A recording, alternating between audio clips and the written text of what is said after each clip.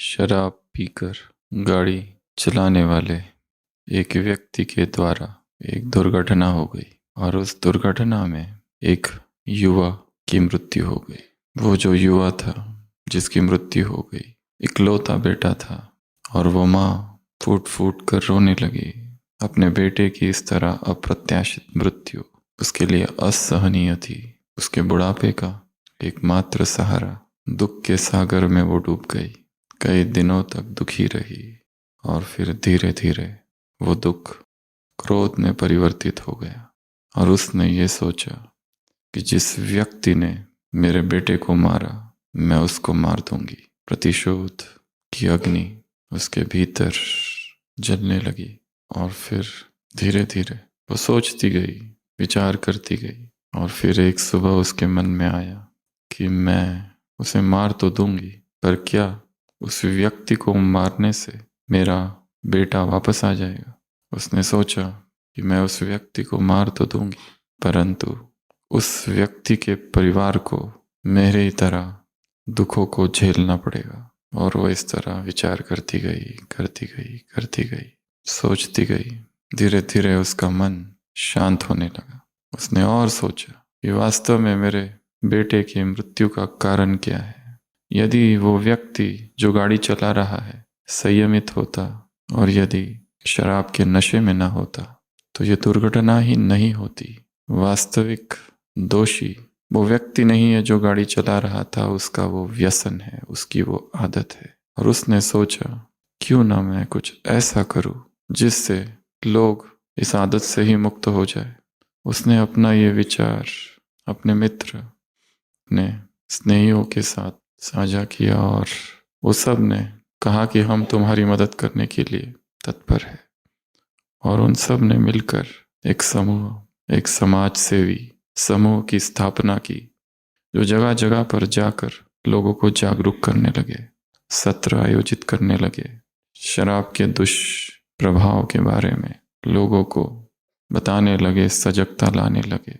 और धीरे धीरे धीरे वो समूह एक संस्था में रूपांतरित हो गया और धीरे धीरे पूरे देश में उस समूह ने ऐसे कार्य किए, उस संस्था ने हजारों लोगों को शराब के दुष्प्रभाव से मुक्त किया, शराब के व्यसन से मुक्त किया। ये कहानी चालू हुई थी उस माता की जिसके बेटे की मृत्यु हो गई और वो सोच रही थी प्रतिशोध लेने का, परंतु चिंतन गहरा हुआ और गहरा और गहरा और प्रतिशोध न लेकर वो समस्या की उस जड़ तक पहुंची। उसने स्वयं को अपने दुख से मुक्त तो किया ही, परंतु असंख्य आत्माओं का कल्याण किया, अपने समाज की सेवा की, अपने देश की सेवा की और असंख्य लोगों को उस संस्था से जोड़ा। ये एक प्रेरणादायी कहानी है।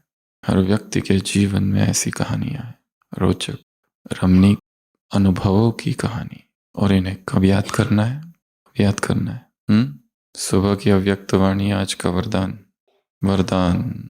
जब अकेले हो जाओ, अकेलापन अनुभव हो, तो बाप के बिंदु रूप को नहीं याद करना है। फिर कौन से 3 काम करने हैं। पहली, प्राप्तियों की एक सूची, एक लिस्ट। हमने क्या क्या पाया है या फिर मैंने क्या क्या, उसको और थोड़ा कम कर दे। जब से ब्राह्मण बने तब से नहीं, परिस्थिति अनुसार जिस दिन से मधुबन में आए और उस दिन से अब तक क्या पाया है। वो 1 हफ्ता हो सकता है, वो 3 दिन हो सकते हैं, वो 1 दिन हो सकता है, वो 1 घंटा भी हो सकता है, क्योंकि दिव्य अनुभूतियों के लिए समय बंधन नहीं है, 1 सेकंड भी पर्याप्त है। जो आत्माएं असंख्य लंबे समय से प्राप्त नहीं कर सकती, वो अनुभव 1 सेकंड में हो सकता है। कोई एक स्त्री अपने भिक्षुनी ज़ेन मास्टर के पास कई वर्षों तक रही और यही पूछती रही कि मैं इतनी साधना करती हूँ, 8-8, 10-10 घंटे मेडिटेशन में ध्यान सत्र होता है मेरा, फिर भी अनुभव क्यों नहीं हो, अनुभव क्यों नहीं हो, क्या करूँ।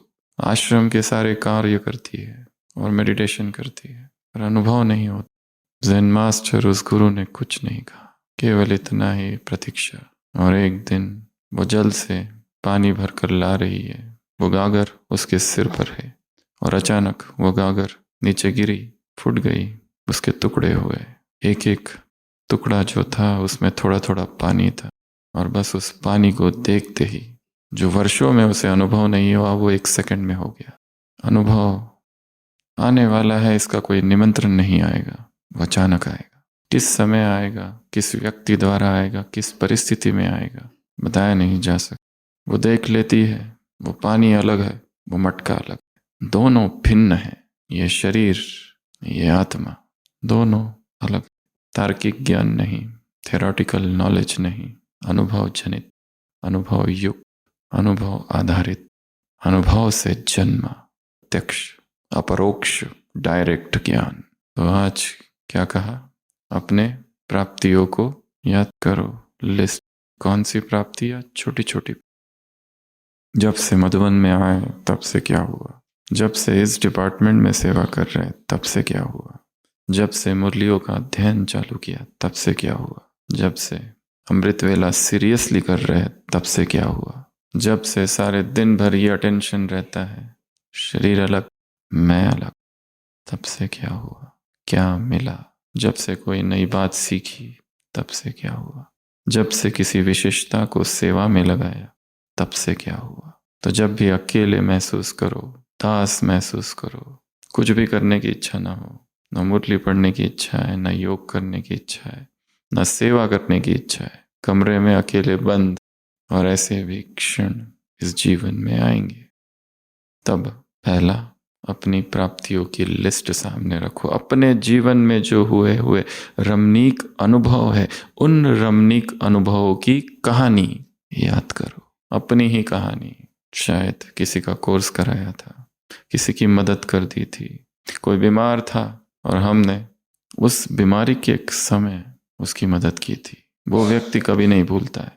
अपने ही जीवन की रमणीक कहानियां। सेवाओं के विस्तार में और बाह्य मुक्ता में खुद की हुई सेवाओं का महत्व कम हो जाता, क्योंकि समूह में चल रहे हैं। समूह में व्यक्ति को भूलना नहीं है।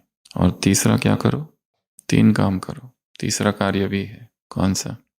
सर्व संबंधों का रस। वही नहीं, नया संबंध। गाइड, कोच, ट्यूटर, गुरु, तुम बताओ क्या करूं? ये समस्या है, तुम्हारे सामने रखी है। नाउ यू टेल, क्या करना चाहिए? तो आज की अव्यक्त वाणी, सबसे पहली चीज है प्रेम के विषय में स्नेह। दूसरी बात है स्मृतियों के विषय में। तीसरी बात है प्रैक्टिस।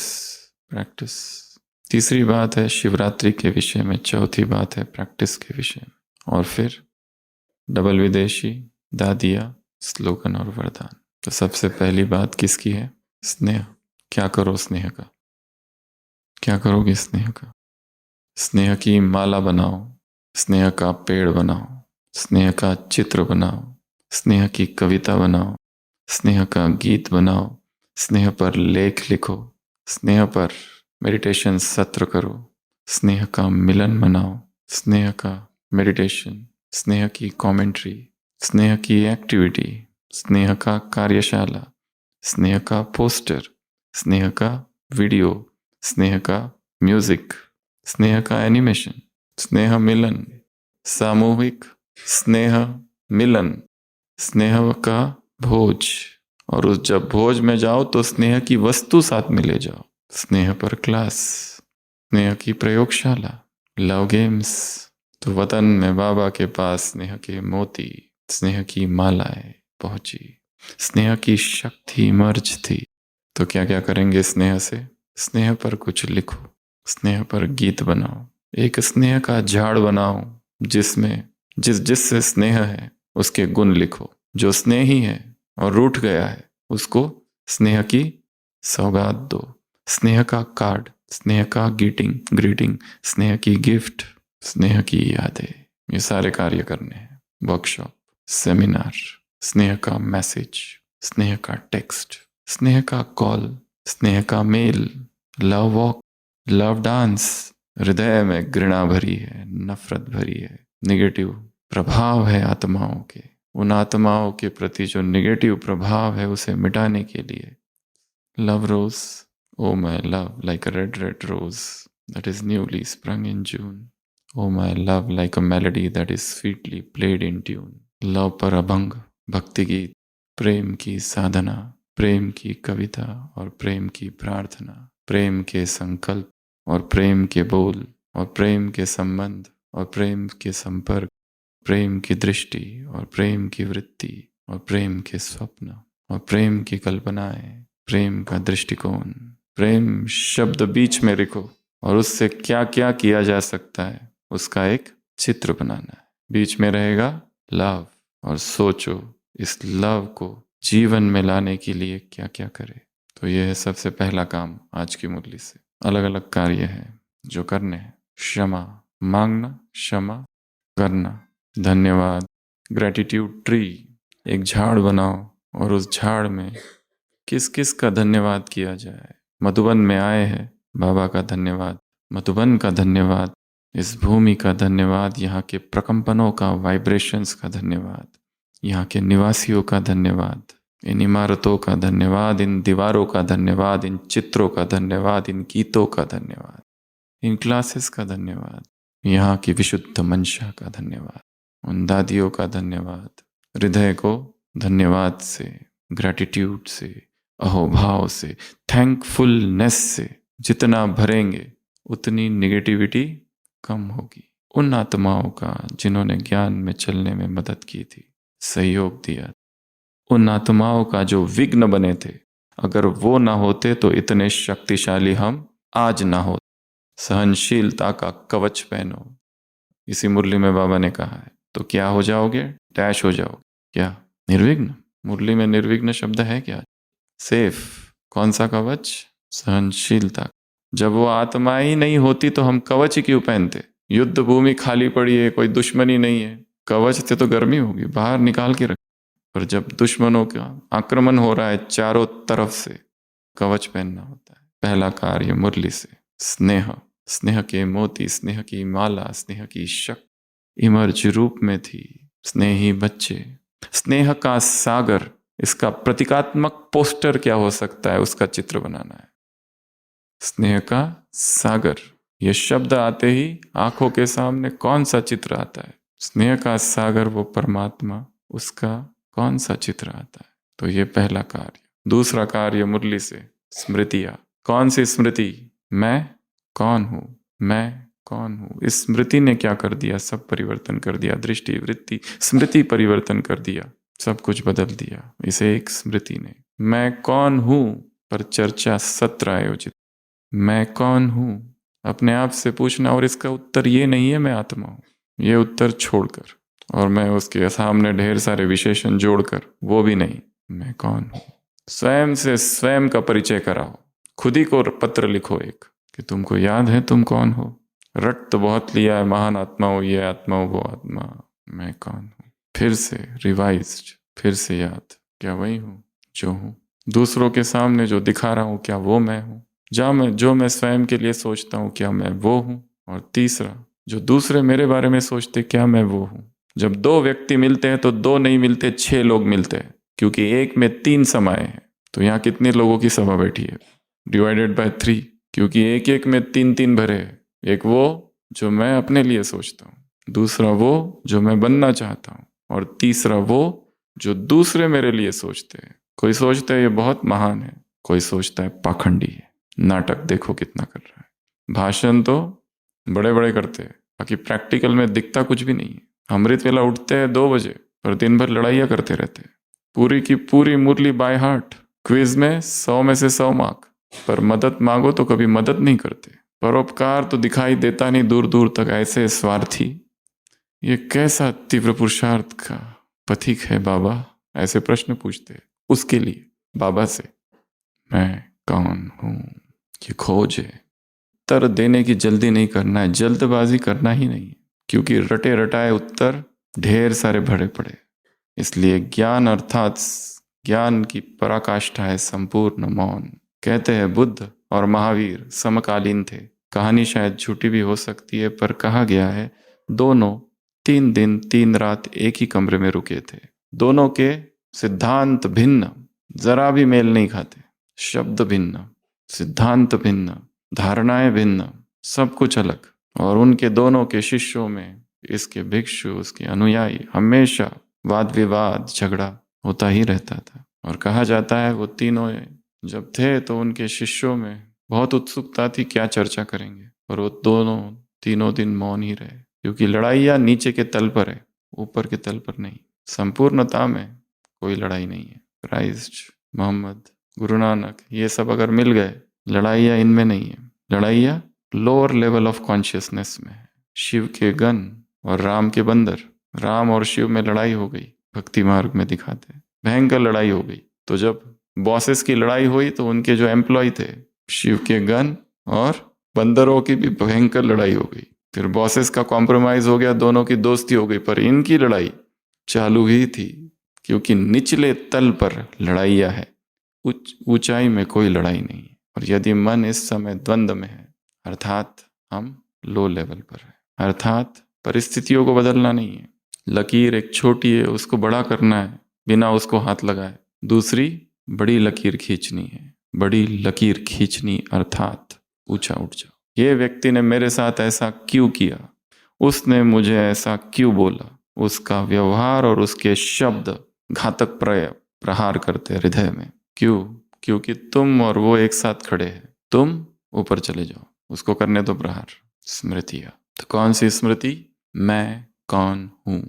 जल्दबाजी नहीं करनी है उत्तर। ये प्रश्न जीवन भर का है।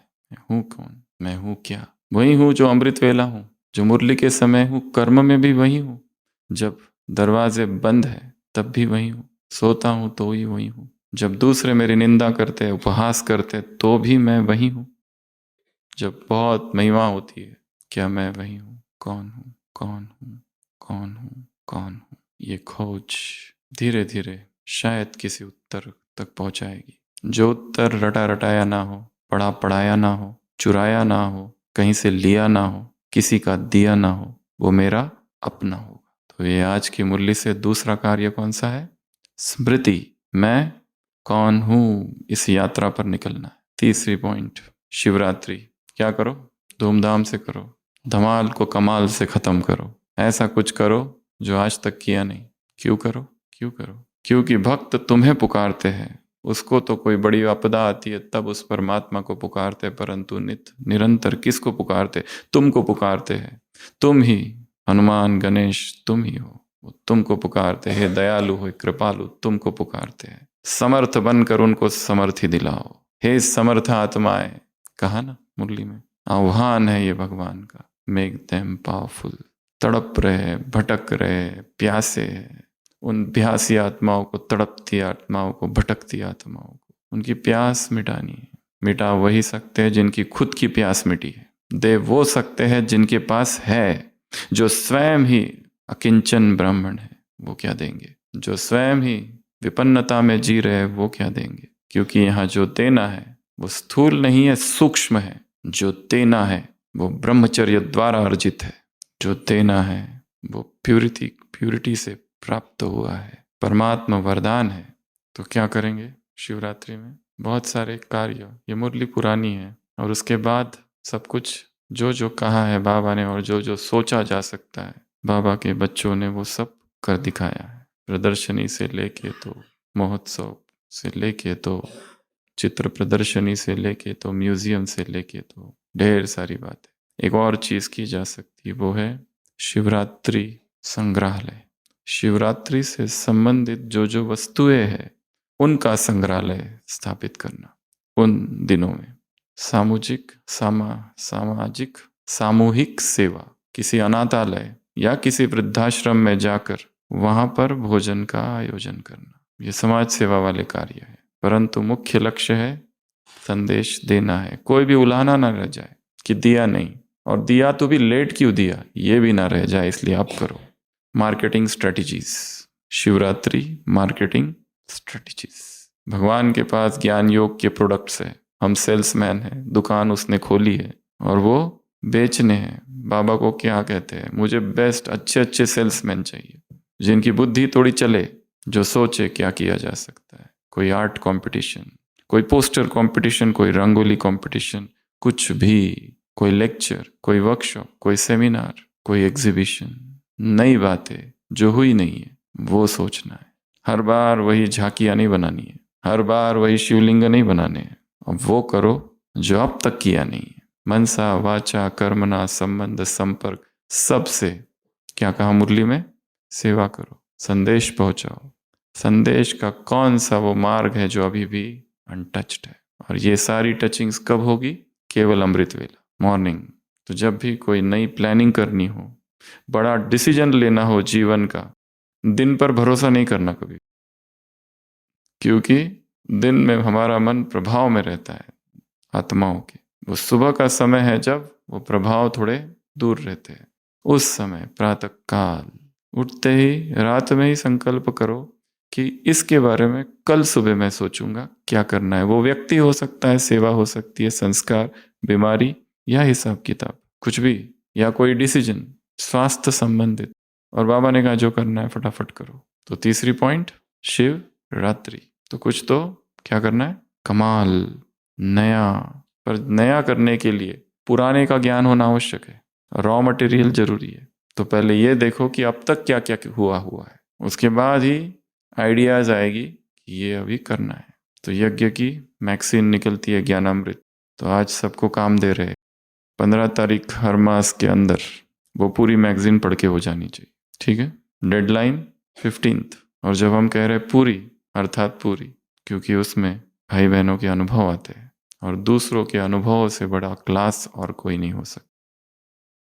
जेल में भाई बहने, कैसे उनको वहाँ ज्ञान मिला, कैसे आत्म जागृति हुई, कैसे किसी भाई को एक डस्टबिन में 7 दिन की प्रदर्शनी की किताब का एक टुकड़ा मिला, और वो टुकड़े को ढूंढते ढूंढते सेंटर पहुंचा, और बाद में मधुबन निवासी बन गया। और वो भी कुछ दिनों के लिए नहीं, 30-40 साल के लिए। ऐसे अनुभव आत्माओं। तो शिवरात्रि क्या करेंगे, न्यू आइडियाज।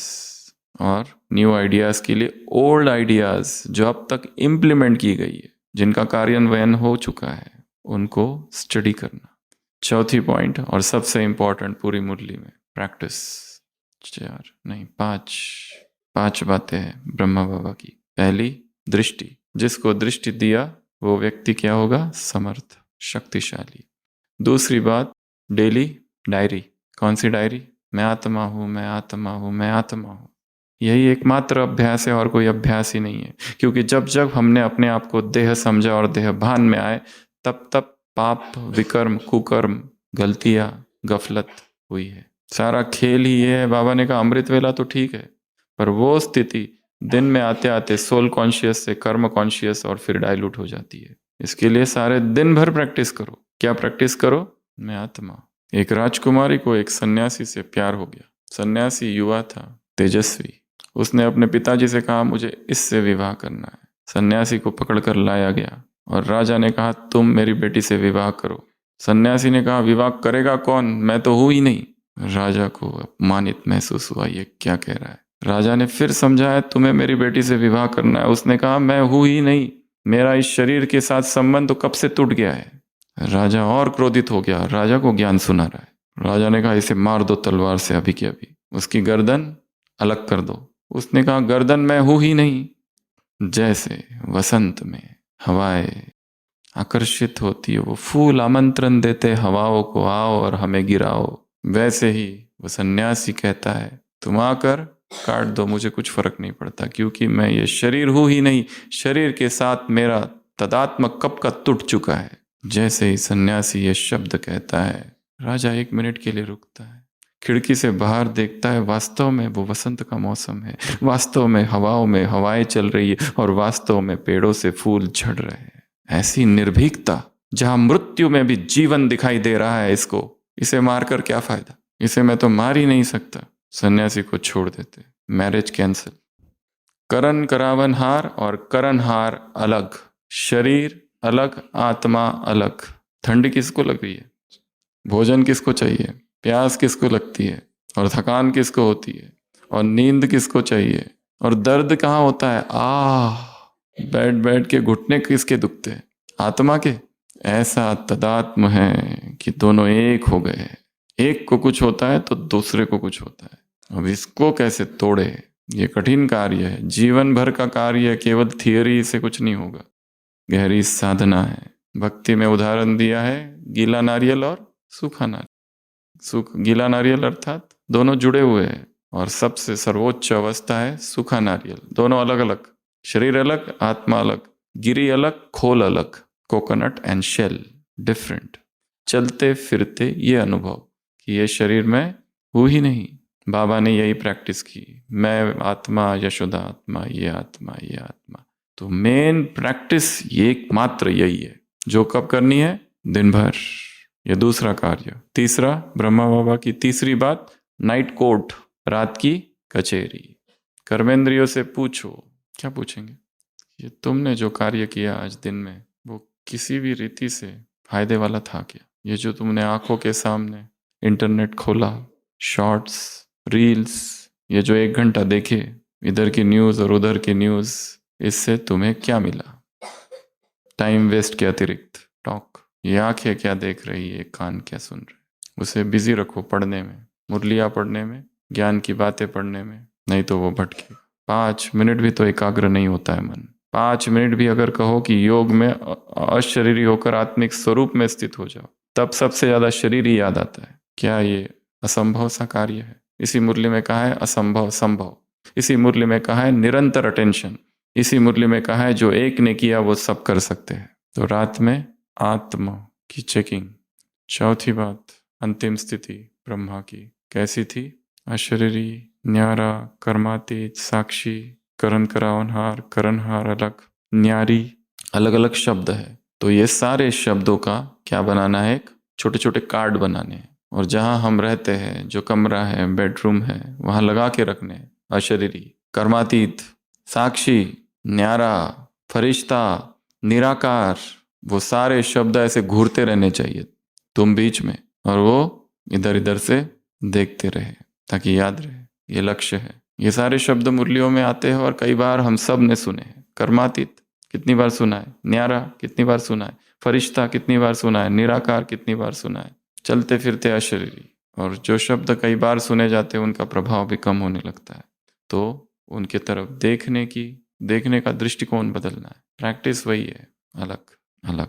शरीर में नहीं हूँ, गाड़ी चला रहा हूँ, बात कर रहा हूँ, उठ रहा हूँ, चलते फिरते, उठते बैठते सोते, ये शरीर मैं नहीं हूँ, ये शरीर मैं नहीं हूँ। ऐसा मत समझो मैं तो हूँ ही आत्मा। बाबा ने क्या कहा? प्रैक्टिस जरूरी है। यू नीड प्रैक्टिस, क्योंकि ठूस ठूस कर देह भान भरा हुआ है। 100%, 1% भी आत्माभिमानी स्थिति नहीं है।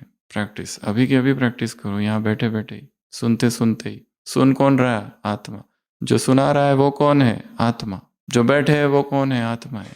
तो ये प्रैक्टिस है। और लास्ट, बहुत काल। 5 बातों में 5वीं बात, बहुत काल का अभ्यास। ऐसा नहीं कि लास्ट में, मुरली में कहा है ना, जवान हो, बूढ़ा हो, बीमार हो, स्वस्थ हो, कभी भी जा सकता है। अंत एनी टाइम। जीवन कितना अनित्य है। अभी अभी यहाँ है, कोई किसी की गारंटी है कि कल सुबह अमृत वेला हम करेंगे ही? रातों रात। यहाँ पे एक स्वामी जी थे, योगी महाराज, ठीक थे, मिलने आए थे, सुबह मिलने आए, शाम को भी मिलने आए, हेलो करने आए हूँ, कैसे है, सब ठीक है, कोई तकलीफ है क्या? सब कुछ ओके है, कोई भी प्रॉब्लम नहीं है। कुछ ब्लड टेस्ट, वो कहते हैं अभी अभी कराया है, कुछ दिनों पहले, सब कुछ नॉर्मल था, सब कुछ ओके। संत सरोवर में थे वो, आबू में, सब कुछ ओके, कोई प्रॉब्लम ही नहीं। मिलने आए और आधी रात को ब्रॉड डेड, खत्म, हार्ट अटैक। सो गए, हार्ट अटैक आ गया, डेड बॉडी थी। जीवन अनित्य है। व्यक्ति ऊपर है छत पर, नीचे मित्र मिलने आया है। मित्र कहता है हेलो, वो कहता है रुको रुको मैं आ रहा हूँ। सीढ़ियाँ उतरते उतरते खत्म, अनित्य है। इसलिए बहुत काल का अभ्यास। तो ब्रह्मा की 5 बातें। पहली, दृष्टि। हमारी दृष्टि आत्माओं में शक्ति भर दे, पर वो दृष्टि भरेगी जिसमें इतनी प्यूरिटी है। दूसरा, सारे दिन भर अभ्यास, प्रैक्टिस, डेली डायरी पर लिखते रहो आत्मा आत्मा आत्मा आत्मा। ब्रह्मा ने पूरी दीवारें भर दी थी। तीसरा, नाइट चेकिंग, नाइट कोर्ट, रात की कचहरी। कर्मेंद्रियों से बातें करो, सजा दो उसे। चौथी, अंतिम अवस्था ब्रह्मा की कैसी थी? लास्ट, बहुत काल। तो ये 5 बातें। तो ये मुरली की पहली बात बताई, स्नेह। दूसरा, स्मृति। तीसरा, शिवरात्रि। चौथा, प्रैक्टिस में ये 5 बातें। फिर डबल विदेशियों से मुलाकात है, उड़ते रहो, संदेश दो फरिश्ता बनकर। और क्या करो? दिवाली ज्योत से ज्योत जगाओ, नंबर 1, ये सब बातें आई है उसमें। दादियों से मिले है बाबा। विल पावर, विल करना, यूनिटी, सहज पुरुषार्थ, नंबर 1 वरदान। अकेला महसूस हो तो क्या करो? वो 3 बातें करो जो मुरली में आई।